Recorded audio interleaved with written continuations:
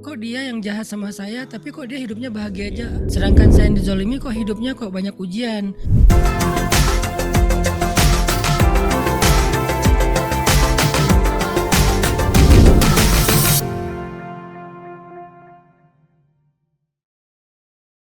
Ketika seseorang itu udah kayak menyakiti kita, baik itu pasangan, baik itu temen ya.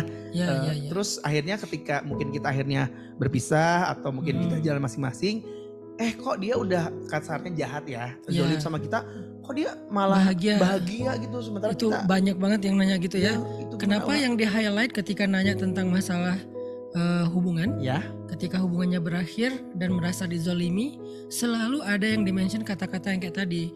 Kok dia yang jahat sama saya tapi kok dia hidupnya bahagia aja, bahagia aja Ustadz, sedangkan saya yang dizolimi kok hidupnya kok banyak ujian. Kan berarti sebetulnya kita lagi comparing diri kita sama dia, dan jadi muncul kedengkian karena dia lebih bahagia daripada kita. Jadi but I wanna let it go atau let her go, let you go dan segala macam, itu tuh jadi it's hard also gara-gara dengki. Jadi bab kita hari ini bisa dibilang mungkin setengahnya akan ngebahas tentang hasad, sifat dengki. Kalau masalahnya seseorang ya, tapi kalau keadaan beda lagi ya. Kalau keadaan ridho. Ridho. Jadi antara ridho ataupun hasad. Wah, nggak sabar. Karena kita nggak ridho dengan kondisi kita hari ini. Betul.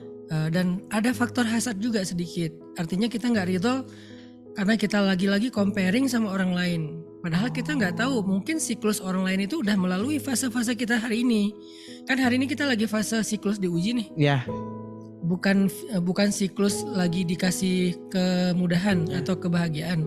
Sedangkan orang lain mungkin waktunya beda. Hari ini dia adalah hari di mana dia udah melalui semua fase ujian dan sudah mendapatkan kemudahan-kemudahan hidup. Datang-datang kita nge-compare antara hari ini kita sama hari ini dia. Padahal siklus kita beda, kayak di Australia sama di Eropa. Betul. Hari ini di Australia menjelang musim dingin, di Eropa menjelang musim panas. Kan kebalikan ya. Nggak boleh dong di-compare, kok di sini panas banget, di sana enak dingin, atau kok di sini dingin banget, di sana enak panas. Itu nggak bisa di-compare karena nggak apple to apple. Gitu juga hari ini kenapa kita susah ridho, karena kita suka nge-comparing diri kita dengan orang-orang yang ada dalam kehidupan kita yang mungkin udah ngelalui fase berat dalam hidup dia. Misalnya kita lagi susah-susahnya nih, patah hati segala macam, nge-compare sama orang yang lagi jadian atau orang yang baru halal, orang yang lagi jalan-jalan bulan madu segala macam. Tahukah kita beberapa tahun yang lalu dia pernah ada di titik yang sama dengan kita, dan dia sabar ngejalanin itu. Setelah dia survive, akhirnya Allah kasih dia kemudahan. Jadi kalau mau ngebandingin, bandinginlah dengan yang apple to apple. Oke, kalau kita nggak tahu kasus dia apa, ya udah cari yang mungkin ada juga orang yang susah kayak kita. Gimana cara dia ngelaluinya? Atau bahkan lebih susah dari kita, kok dia bisa kuat dan sabar.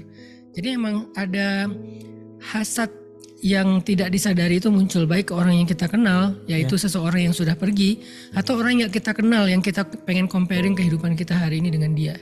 Berarti setiap orang maksudnya ada peluang ya untuk timbulnya hasad ya sebenarnya ya. Ya kayak misalnya hari ini tuh kenapa ya orang tuh agak julid kepada orang yang posting tentang kehidupannya yang bahagia di sosmed gitu kan. Betul. Penyebabnya apa?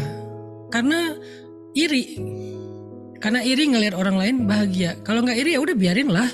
Apa sih ruginya kita kalau dia ngeposting tentang kehidupannya yang bahagia? Iya. Betul. Ruginya buat kita apa gitu? Kalau kita nggak punya sifat iri ya. Harusnya kalau aku pribadi nih, kalau ngelihat ada orang yang posting sesuatu kehidupan yang aku belum miliki, itu tuh jadi motivasi buat aku. Oh dia bisa, harusnya aku juga bisa gitu. Bukan apa sih kayak gitu dipamer-pamerin, sok gaya segala macam. Akhirnya aku kayak jadi hate speech. Pasti itu hasil korupsi, pasti itu hasil perbuatan jahat, pasti itu istidraj bla bla bla kan. Kenapa aku jadi punya hate speech sama dia? Gara-gara aku dengki. Harusnya hebat ya dia bisa kayak gitu. Pasti dia punya amalan apa? Pasti dia pintar. Pasti dia rajin. Pasti dia apa? Ya udah aku pengen punya amalan juga. Akhirnya kita cari tahu amalan seseorang yang jadi crazy rich misalnya.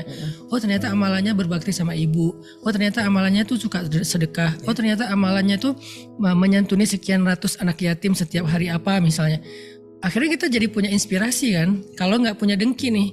Tapi kalau punya dengki ngelihat kayak gitu pasti sakit sendiri. Udahlah kita sakit sendiri, akhirnya kita juga nggak bagus dalam perilaku keluar gitu. Jadi emang yang ngeganggu kita susah untuk let it go itu adalah amradul qulub, penyakit hati kita sendiri.